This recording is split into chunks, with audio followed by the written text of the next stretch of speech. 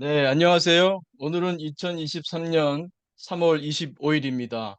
제 143회 토요 마음 공부 시작하겠습니다. 오늘도 3분 마음 챙김 명상으로 열겠습니다. 자, 뭔가 마음을 편히 합니다. 어깨 힘 툭 떨어뜨리시고 가만히 지금 여기에 내 몸에 호흡에 마음 모읍니다.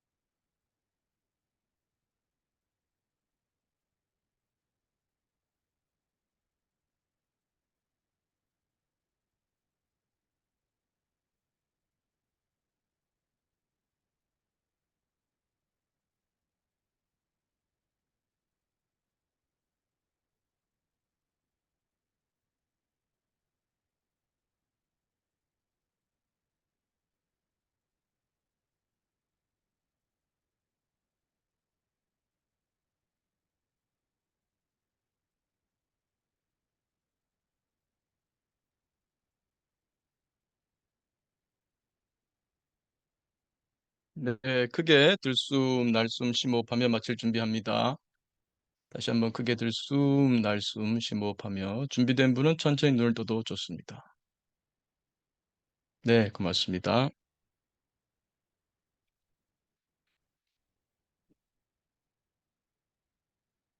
어, 오늘은 제가 뭐 특별한 강의보다도 여러분 질의응답하고 정시에 오늘은 좀 정시에 마치도록 하겠습니다.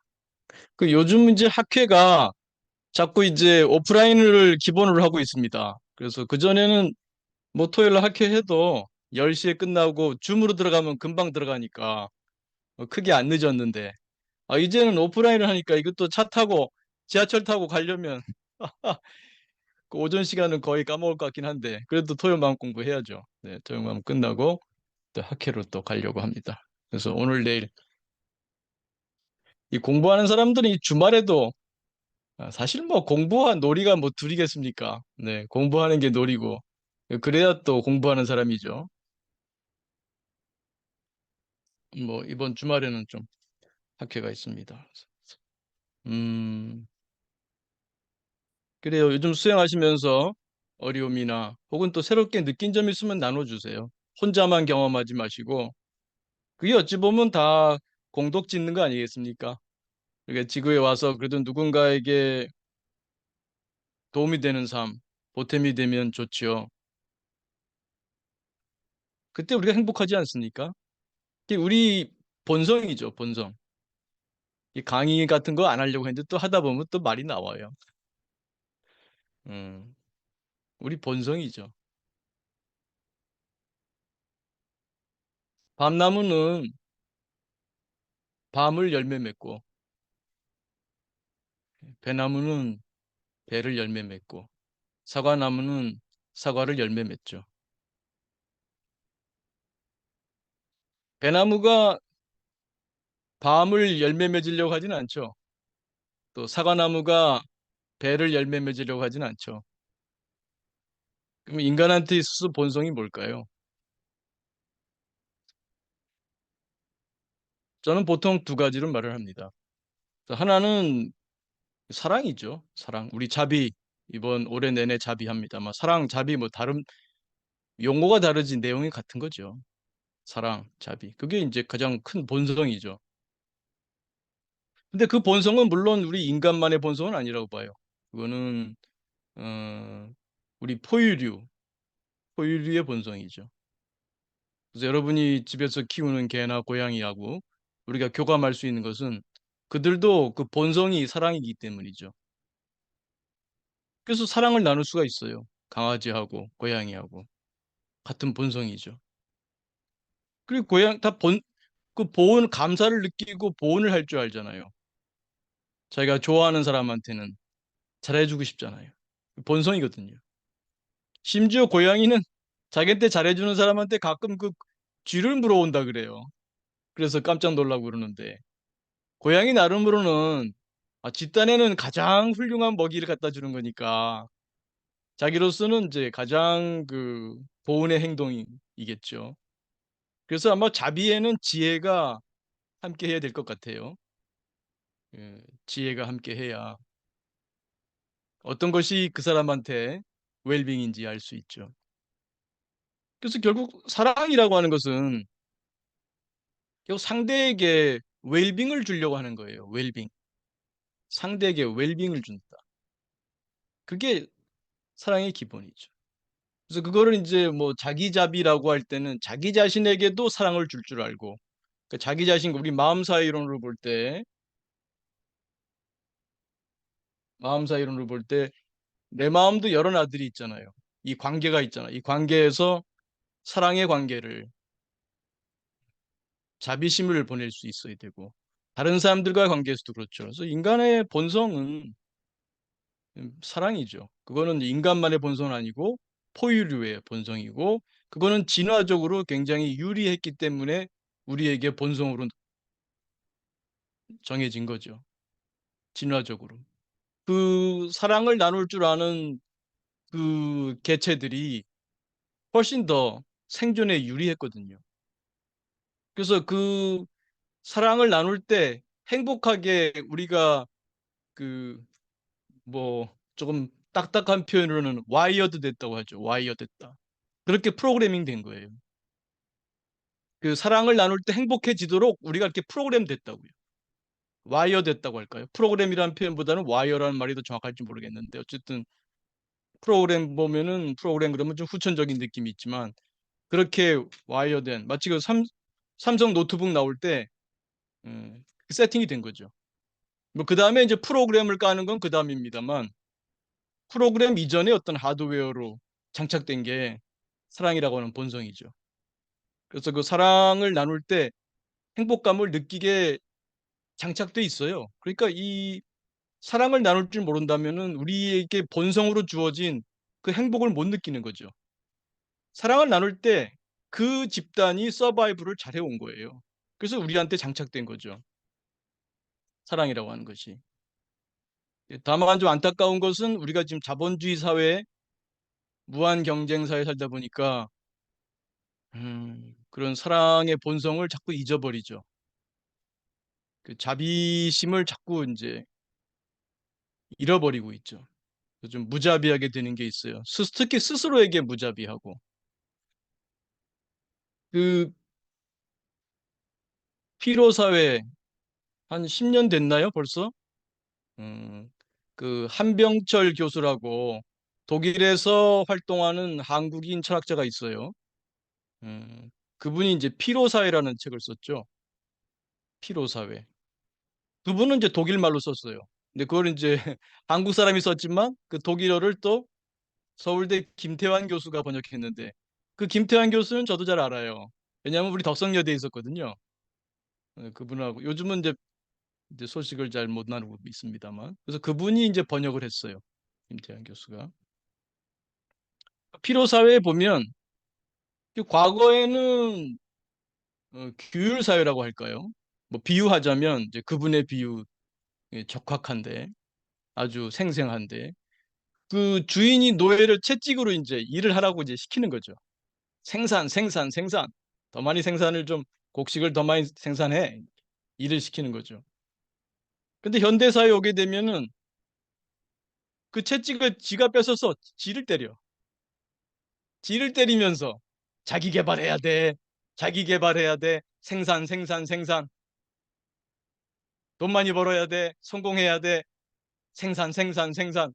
그 주인의 채찍을 지가 뺏어서 지를 때리고 있다는 거예요. 이게 성과사회라는 거죠. 성과사회. 그래 자기잡이라는 말도 생긴 거잖아요.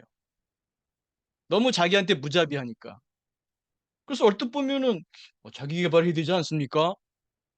그렇게 뭐 한가하게 빈둥거리며 살면 안 되잖아요. 열심히 살아, 열심히 살아야죠. 자기 개발하면서. 그게 사실은 자기 개발이라는 것이 양날의 칼이고 잘 들여다봐야 됩니다. 자기를 착취하는 행위죠. 자기 개발이라는 것이 삐끗하면은 자기 착취의 행위입니다. 말은 자기 개발이지만.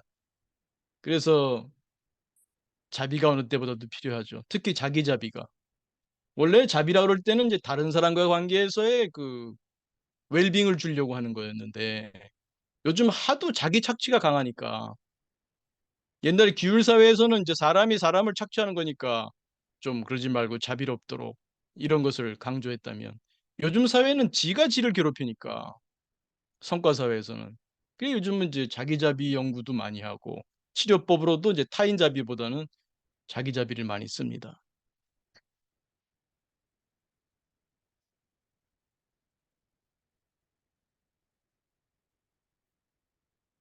그래서 다시 본성 말씀드리다 말았죠.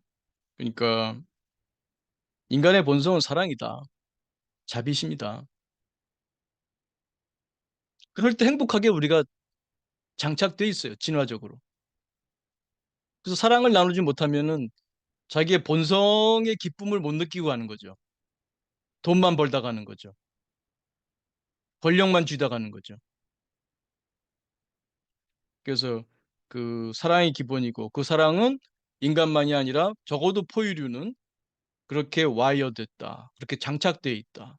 그 사랑을 나눌 때 행복감을 느끼게 돼 있어요. 그 관계 동기죠. 관계 동기. 동기 상태로. 동기가 없으면은 스트레스도 없고 웰빙도 없는데 그 중요한 동기죠. 그래서 그 여러분 삶에서 그 사랑의 동기, 자비심을 주고받으려고 하는 동기가 얼마나 강한지 돌아볼 필요가 있습니다. 첫째, 자기 자신과의 관계에서 또 다른 사람들과의 관계에서 내가 사랑자비의 마음을 얼마나 관심 갖고 그것을 초점을 두고 살아가려고 하는가. 돈만 벌려고 하고 성과만 내려고 하고 그럼 중요하긴 하죠. 대학원 들어왔다. 졸업해야죠. 과제 내고 졸업해야죠.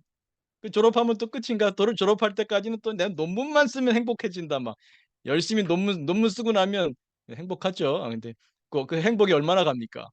예. 또 뭐를 하고 또 뭐를 하고. 그런데 초점을 사랑에 둬야죠. 그래서 관계 속에서 내가 나와 관계 맺는 사람의 웰빙에 얼마나 관심이 있나. 그러니까 사랑, 자비는 한마디로 웰빙을 주려는 거예요. 어떤 사람은 그건 뭐 자애다, 연민이다 구분하려고 하는데 사랑입니다. 자비심입니다. 자비. 상대의 웰빙을 주려는 거예요. 그러니까 그 사람이 평소에도 뭐 기쁨을 이게 상호적인 거거든요. 주고받는 거예요. 내가 기쁨을 주면 내가 기뻐요. 그렇게 와이어 됐어요. 그렇게 장착이 됐어요, 인간은.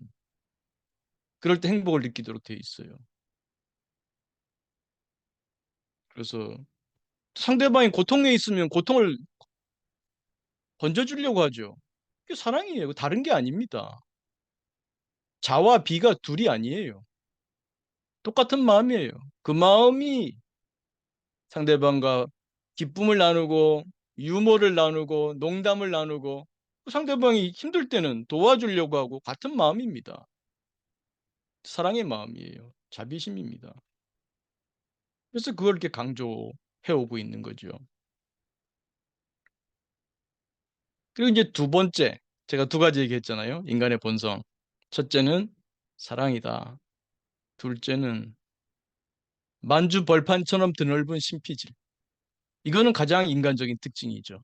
사랑은 우리가 키우는 동물들, 개나 강아지나 고양이하고도 다 공유되는 특성입니다. 사랑.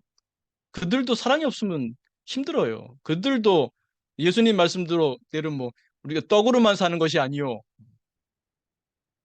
그 여담입니다만 그 번역할 때 우리가 빵으로만 사는 것이 아니요. 그러면 그게 서양 사람들은 주식이잖아요. 근데 번역할 때 그 우리가 떡으로만 사는 게 아니요. 그랬더니 사람들이 그 당시에 그렇지 우리가 떡으로만 사나? 밥 먹고 살아야지. 그랬다는 얘기가 있습니다. 네. 여담이었고요. 우리가 먹는 거로만 사는 게 아니잖아요. 개들도 똑같아요. 강아지나 고양이 똑같아요. 먹이만 준다 사는 게 아니에요. 사랑이 없으면 그들도 죽어요. 시들어요. 우리가 똑같은 포유류거든요. 그건 이제 우리가 공유되는 거고요. 그러니까 인간도 다르지 않다는 거죠. 그 포유류에서 그 사랑이라는 것은 기본이다.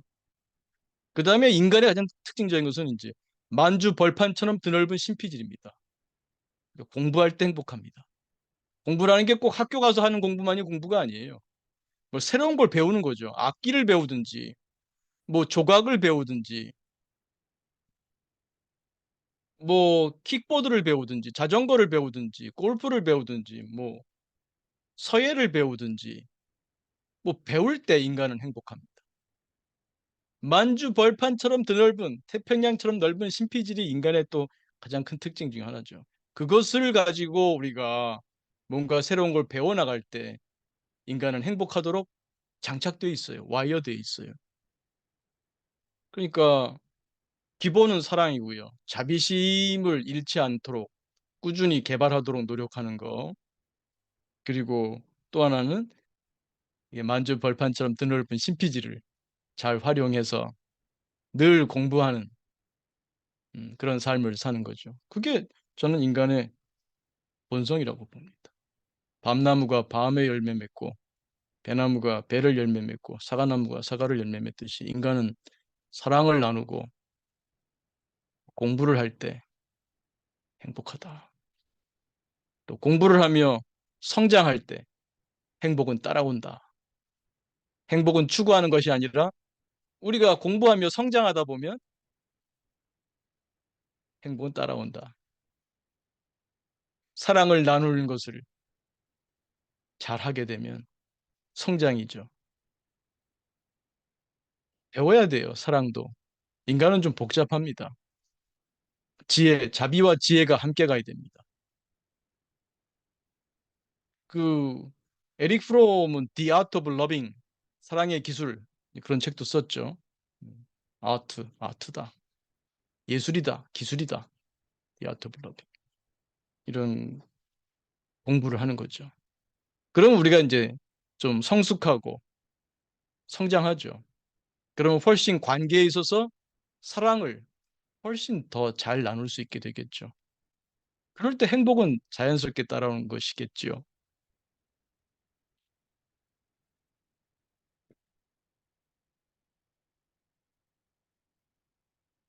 네, 오늘은 그냥 가겠습니다. 그 중간 명상보다 오늘 조금 이제 정시에 끝내려고 하니까요. 네, 그래서 뭐 요즘 공부하면서 느끼신 것들 나눠주시면 감사하겠습니다.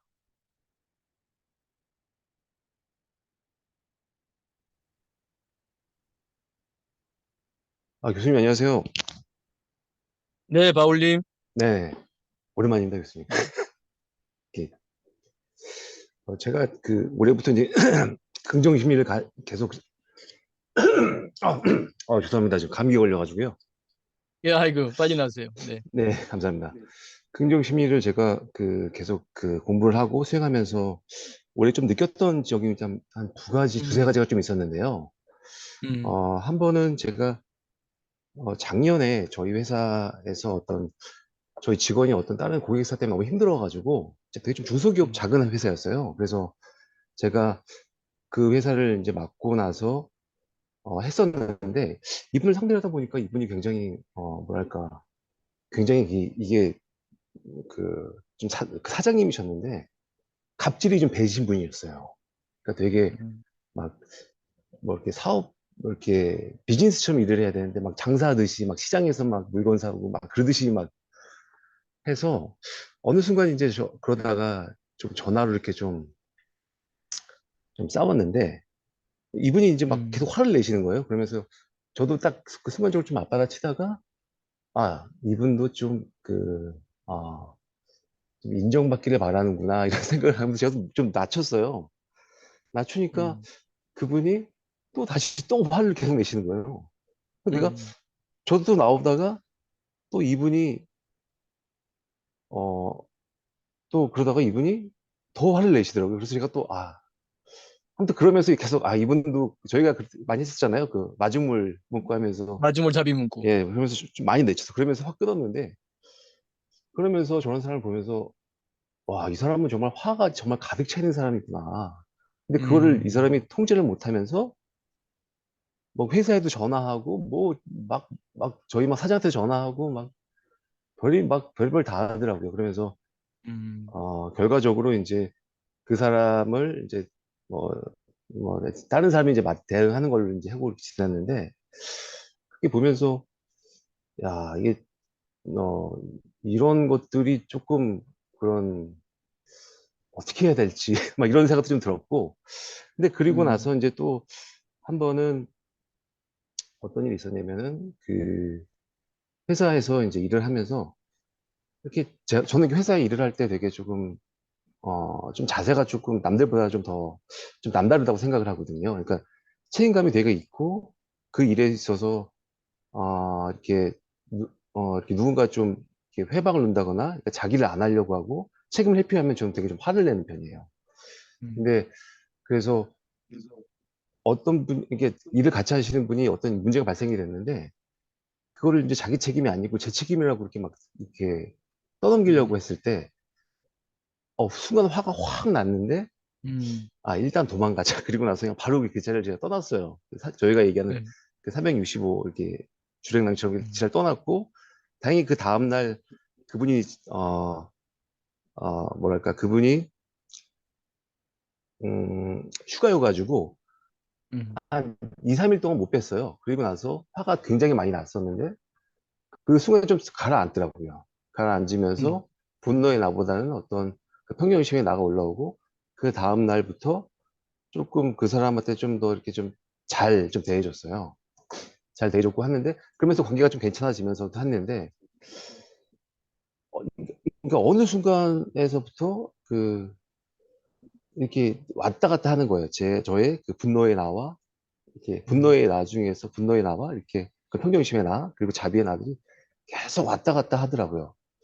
근데 음, 이제 그런 상황을 보니까 저의 결정적인 어떤 지금 회사 다니면서 문제는 제가 한번 교수님한테 한번 작년에 한번 말씀드렸을 거예요. 저희 회사에 제가 이제 외국계 회사를 다니고 있고 거기 음, 지사장에서 탈락이 되면서 더 이상 저는 여기에서 어떤 승진하거나 또 자기로서 이제 그러니까 오늘 말씀하신 피로사에 비슷한 거죠.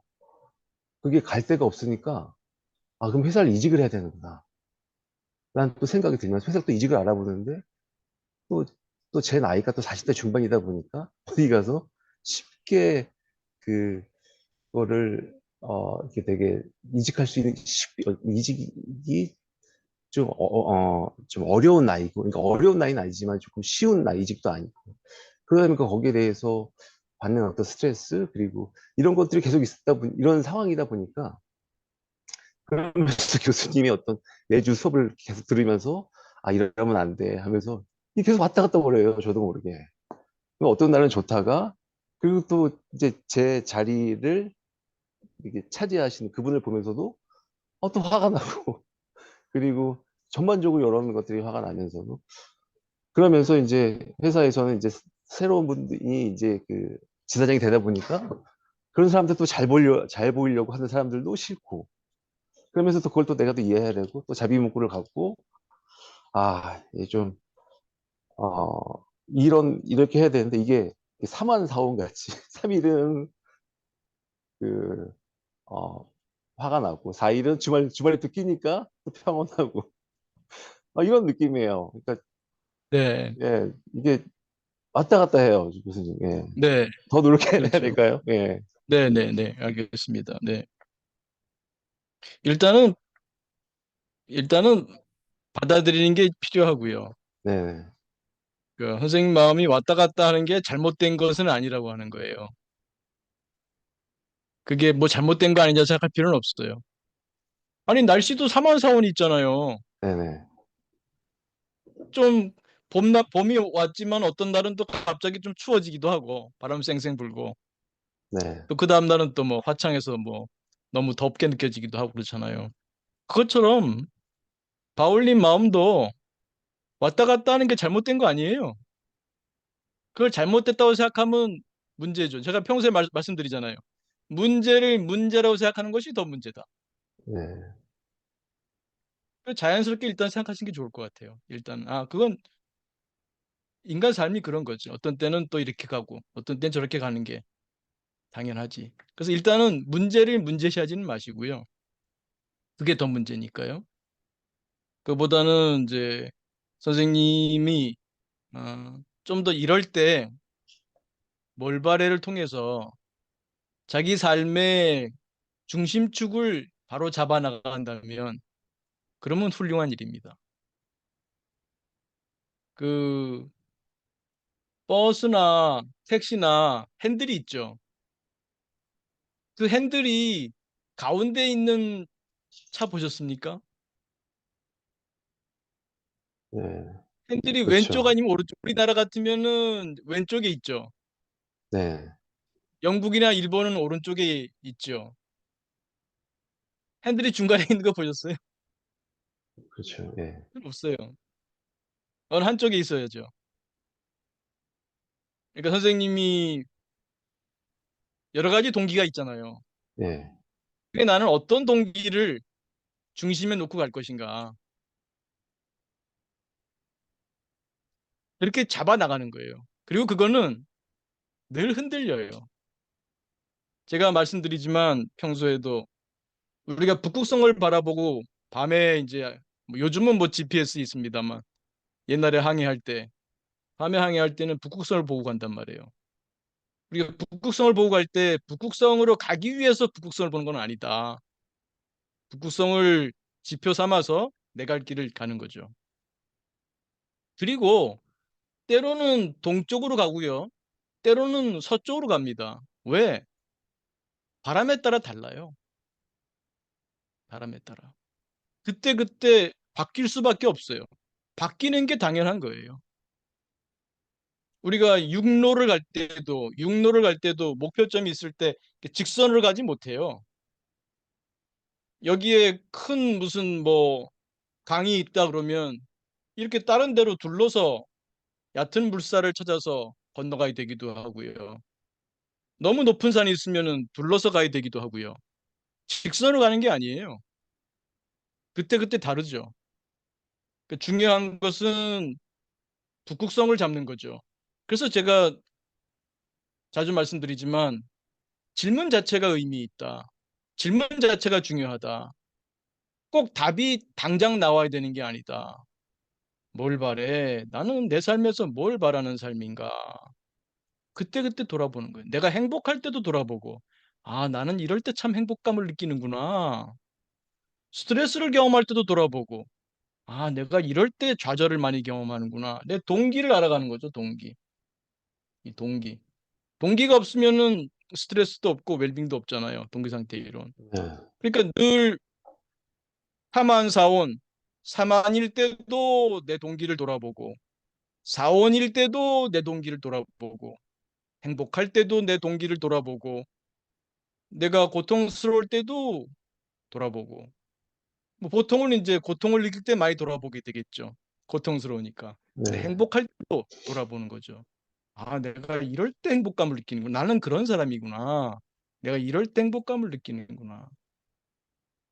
그런 거를 알아가는 거예요. 음, 그때그때 달라요. 오늘은 동쪽으로 해야 할지 몰라요.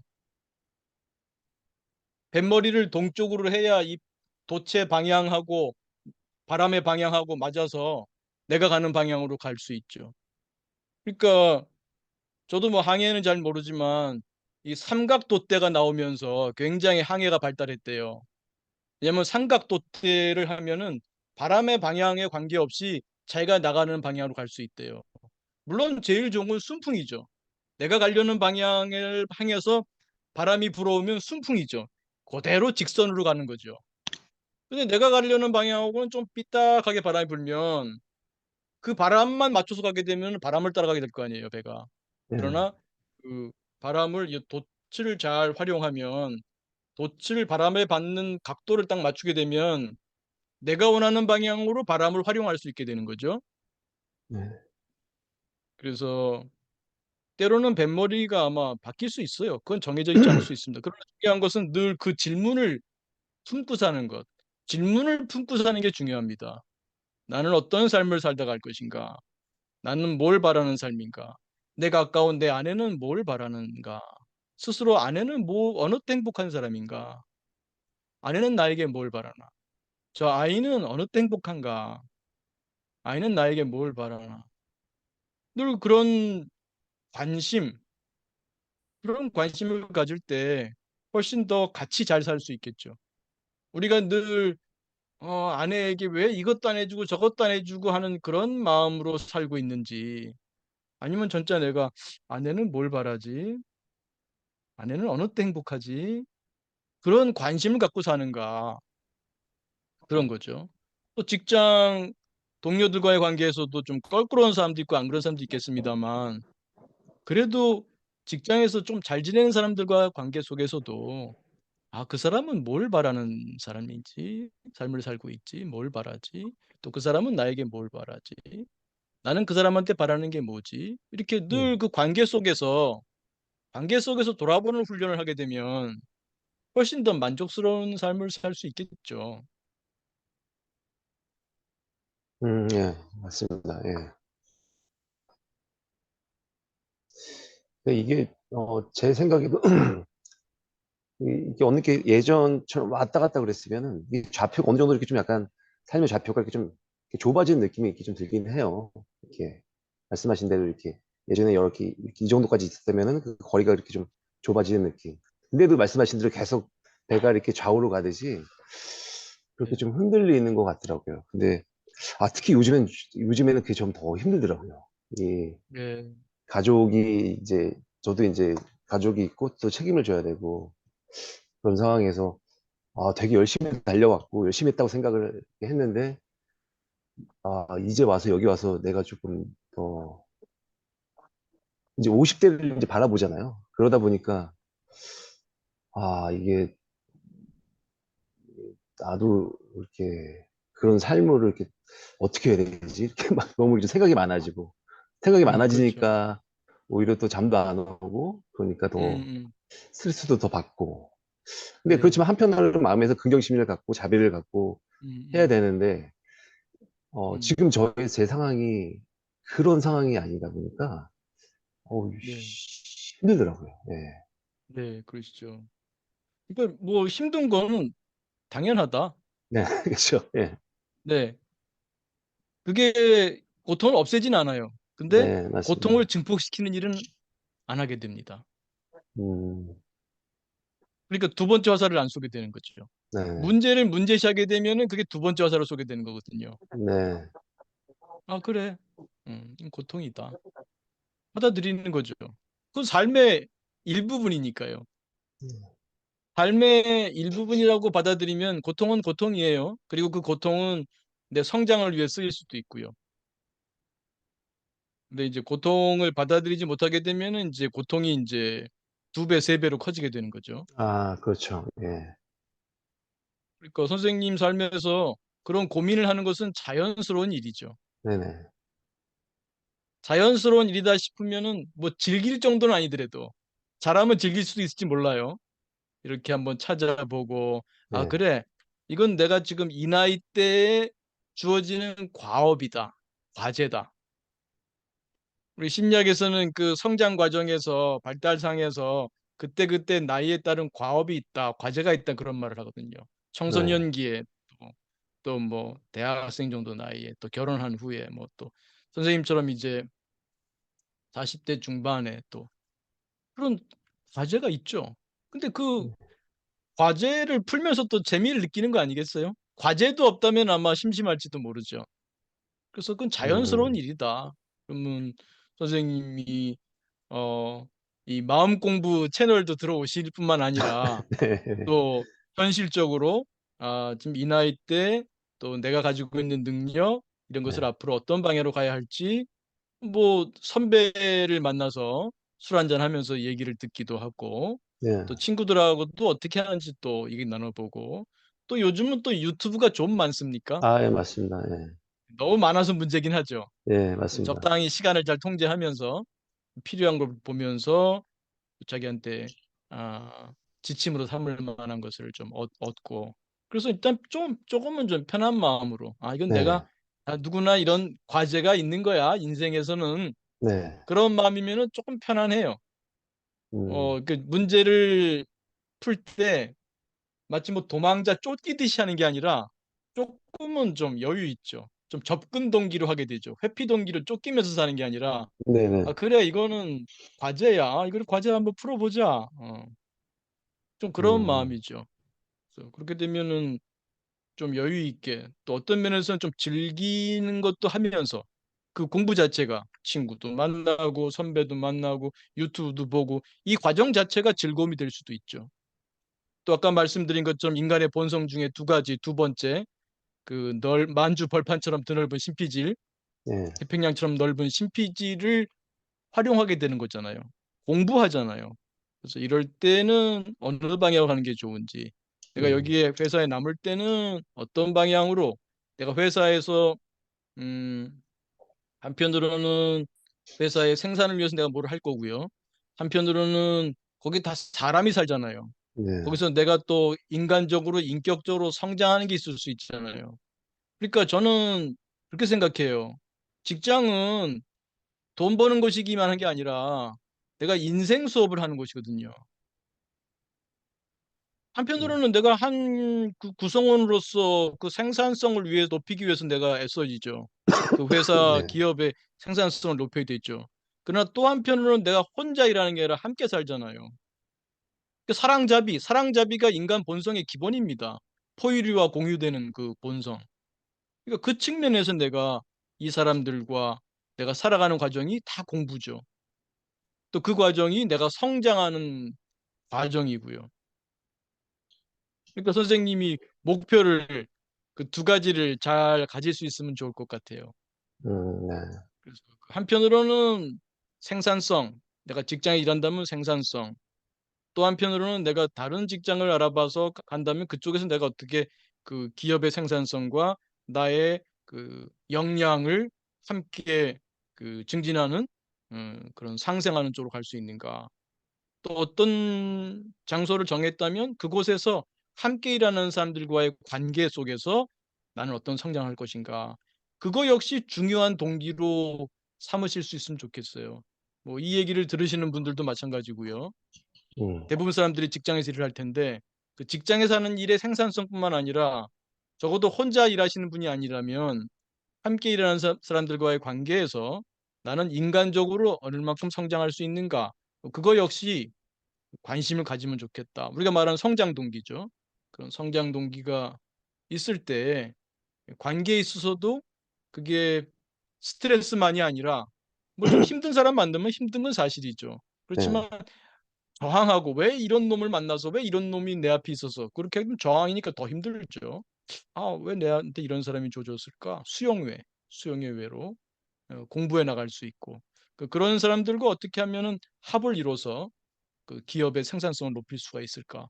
그 과정이 외현적으로는 이제 기업의 생산성 증대고, 내현적으로는 내 한 그 구성원으로서의 역량이 증대되는 거고, 또 한편으로는 내 한 인간으로서의 어떤 성장이 이루어지는 것이고요. 아, 네. 잘 알겠습니다. 교수님, 이렇게 제가 이렇게 질문을 하면서, 이렇게 보면은 이렇게, 답을 찾지는 않지만, 이렇게, 저의 이렇게 생각에, 저의 어떤 그런 길에서 이렇게 약간 좀 이렇게, 뭐랄까, 좀 빛이 나오는 느낌일까? 그래서, 지난 몇 달 동안 좀 많이 좀 고민하고 좀 힘들었었는데, 이제 좀 오늘 조금, 그런 제 길에 있어서 조금 이렇게 좀 긍정적으로 더 잘 헤쳐나갈 수 있는 어떤 그런 용기를 좀 얻은 것 같아요. 감사합니다, 교수님. 예. 네, 고맙습니다. 말씀. 네, 네. 고맙습니다. 이렇게 말씀을 하시는 것만으로도 일단 좀 짐을 내려놓을 수가 있죠. 그래서 여러분들도 또 말씀 나눠주시고, 또 좋은 체험하신 분 있으면 또 나눠주시고요. 네, 교수님, 네, 라떼님. 안녕하세요. 네, 음, 안녕하세요. 제가 지금 이제 교수님 수업 토요일마다 이제 들을 때 잘 안 노트에 들립니다. 네, 메모를, 잘 안 선생님 잘 안 들리세요? 들립니다. 조금만 다 천천히 말씀해 주세요. 잠시만요. 네,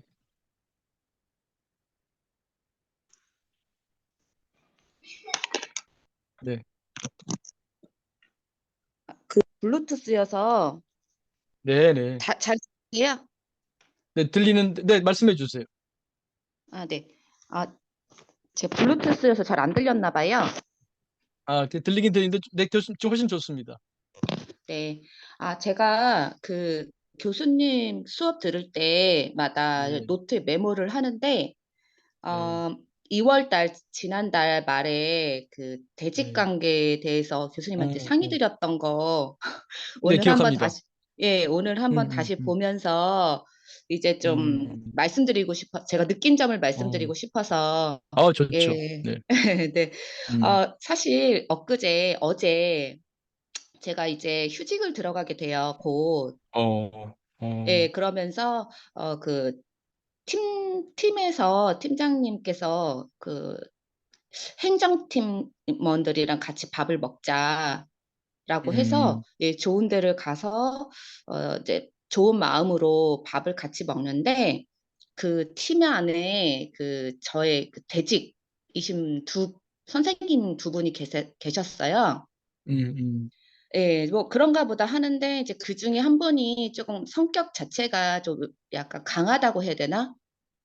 음, 예, 외향적으로도 좀 그러신데 이렇게 뭐 이제 제가 연차를 다음 주에 쓰게 되면서 휴직을 이제 들어가려고 그런 얘기가 이렇게 나오면서 어, 연차를 쓰면 아무래도 또 대직이 업무를 일정 부분은 하셔야 되니까 음, 예, 그런 얘기가 이제 진행이 됐는데 그 약간 세 보이는 그 대직 음, 선생님께서 귓속말로 이제 자기네들끼리 소곤소곤 하더니 짜증나 그러시더라고요. 음, 예, 그래서 이제 저는 듣고 솔직히 입맛이 떨어지더라고요. 그리고 음, 뭔가 좀 긴장하는 느낌? 네, 그런 느낌이 들고 음, 다시 원점인가?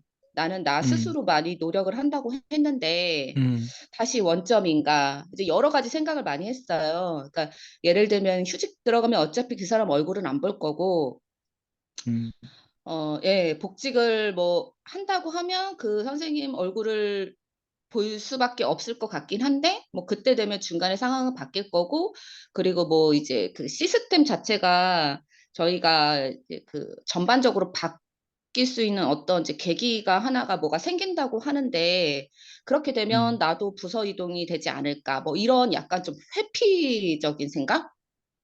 음, 예. 예, 그런 생각을 하면서 이제 스스로 위안을 막 하게 되는 거예요. 음, 그러면서 또 한편으로는 어차피 회피를 해도 그 사람이 아닌 다른 사람에 의해서 제가 또 마음의 상처를 받거나 또 같은 고민이나 혹은 더 심한 고민을 하게 될 거야.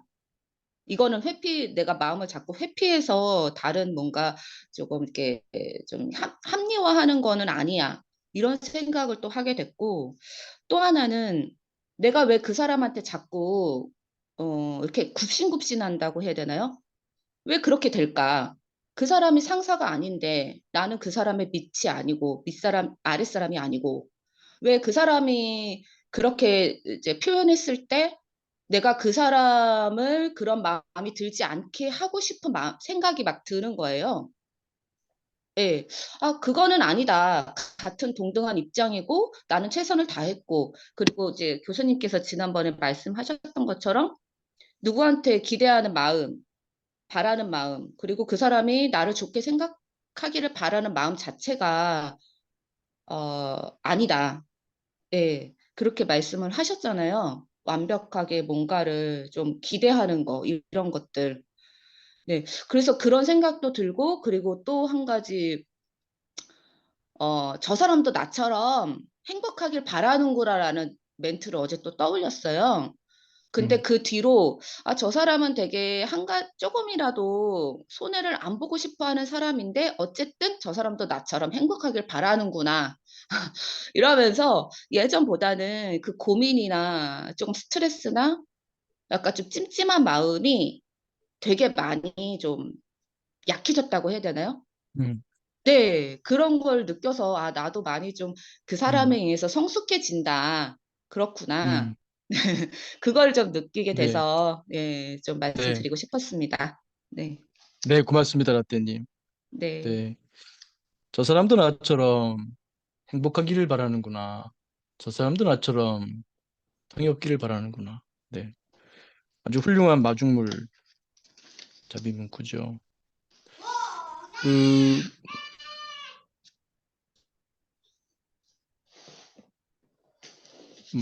라떼님도 말씀했습니다만, 너무 많은 것을 바라지는 않는 게 좋은 것 같아요. 입장을 바꾸는 거, 역지사지. 이,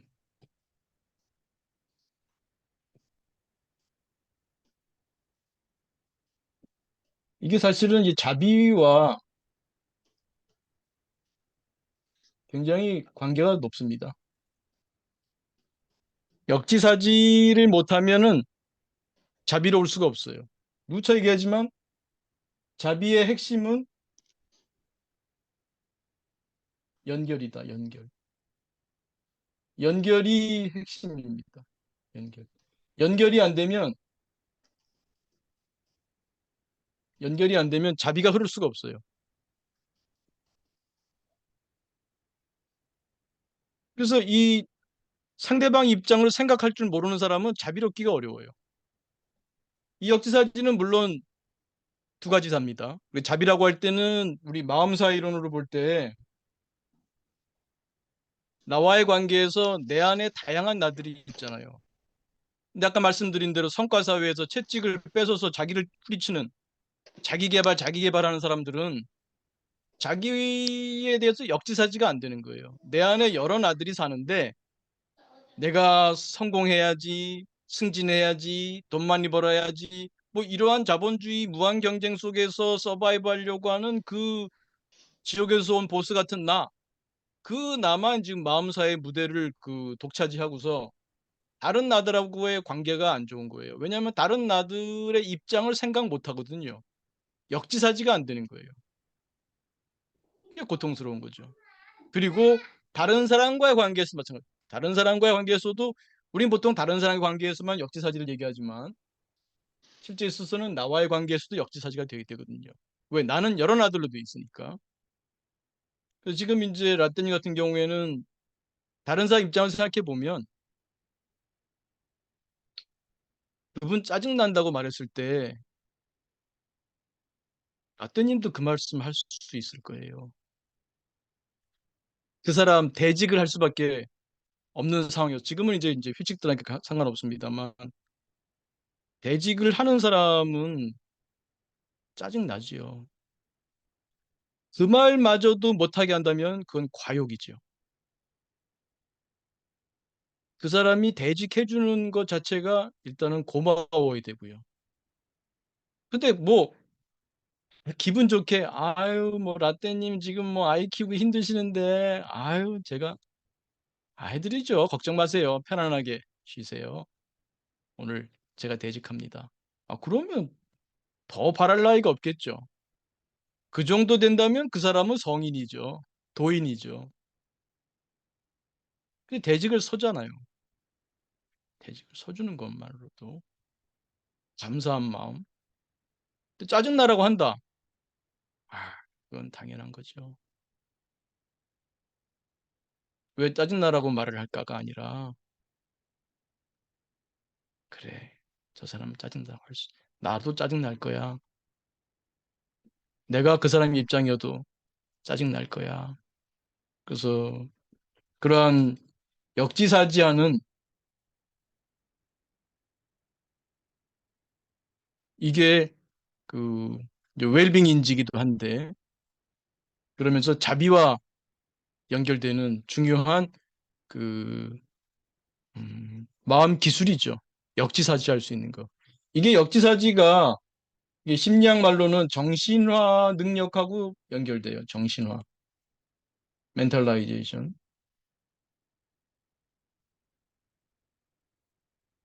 이 역지사지 능력이 약한 사람은 정신화가 잘 안 돼요. 정신화라고 하는 것은 나를 이해하는 능력, 다른 사람을 이해하는 능력이죠.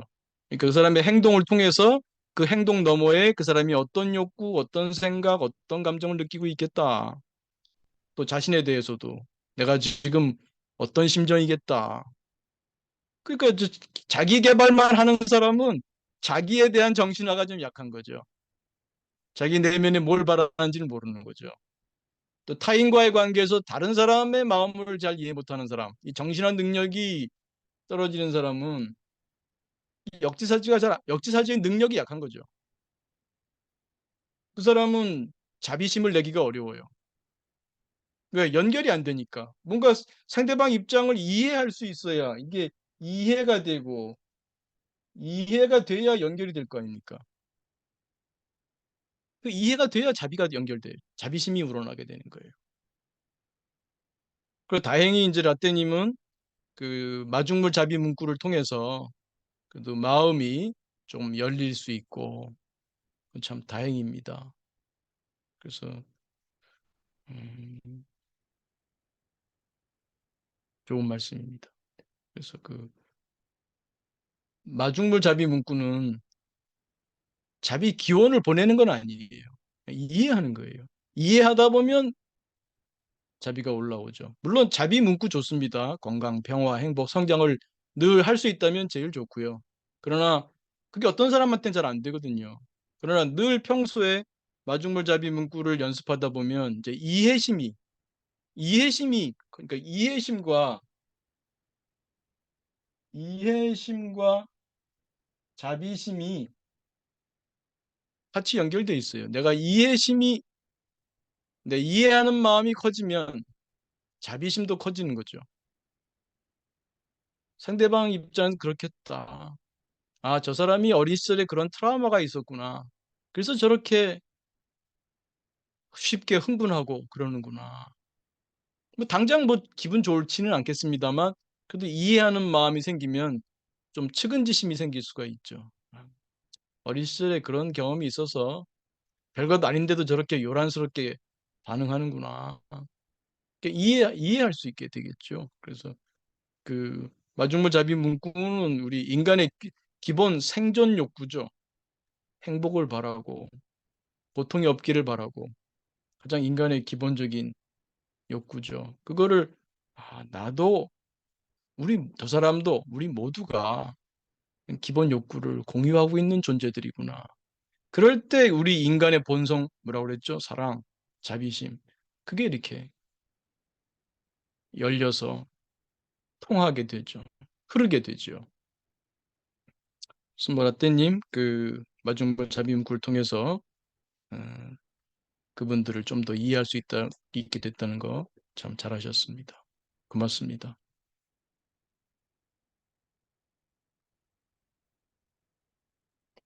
네,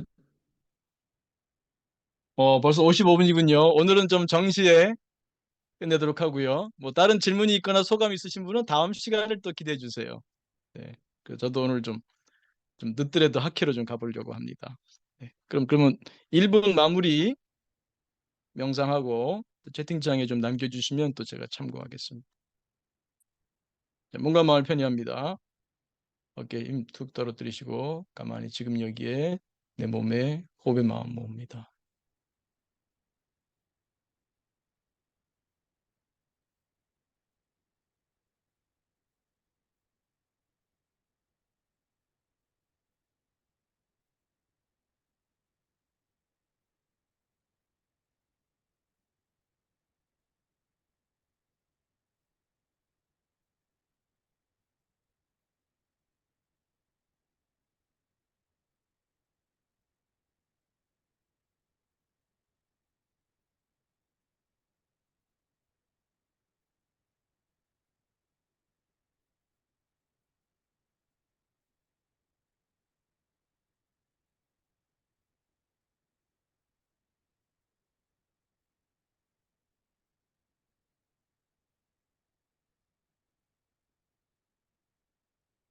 네, 크게 들숨 날숨 심호흡하며 마치겠습니다. 감사합니다.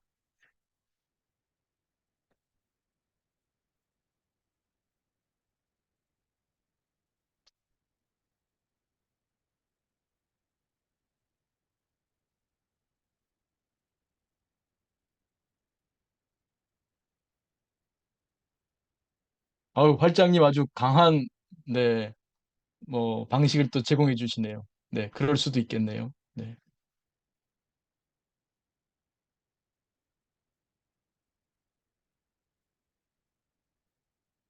네, 활장님 그 직장에서 네, 공부 많이 하고 계시네요. 고맙습니다. 그 제가 못 본 사이에 좀 위에 많이 좀 있었네요.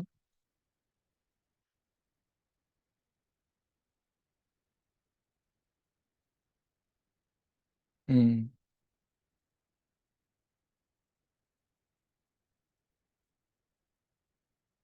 네, 잘하셨습니다, 활장님. 네, 좋습니다.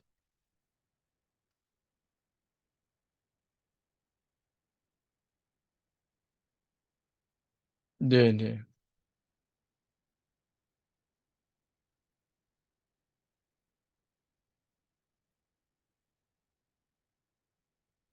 네. 직장이 아무튼 정말 수행의 도량입니다. 저는 그런 면에서 산속에 들어서 돛 닦는 것보다 이 직장에서 돛 닦는 게 진짜 돛 닦는 게 아닌가 그런 생각합니다. 결혼하고 배우자가 살면서 또 자녀 낳고 키우면서 사는 게 그게 진짜 돛 닦는 게 아닌가 그런 생각합니다. 그래서 고통스럽죠. 그래서 그런 사람들 만나고 근데 그런 사람들 그래도 그런 사람들이 고통도 주지만 그거를 잘 소화를 하시면 아마 좋은 역할로도 할 수 있지 않을까 싶습니다. 물론 쉬운 일은 아니겠죠. 네.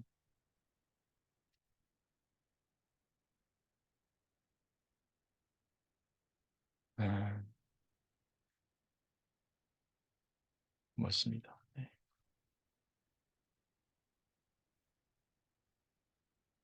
네, 알겠습니다. 그래서 그 바울님과의 대화에서 말씀드렸지만 고통을 경험할 때 왜 고통스럽지 않겠어요? 고통을 원하는 사람이 누가 있겠습니까? 저도 마찬가지입니다. 그러나 우리 삶에 주어지는 것들이 있잖아요. 그러면 적어도 고통을 더블로 만들지는 말자. 그냥 지금 주어진 고통만이라도 좀 온전히 경험해주면 그 2차, 3차 고통을 안 만들게 되니까요. 그래서 오히려 또 잘하면 그게 나중에 돌아볼 때 참 나한테 공부됐다. 그럴 수도 있지 않겠습니까? 네.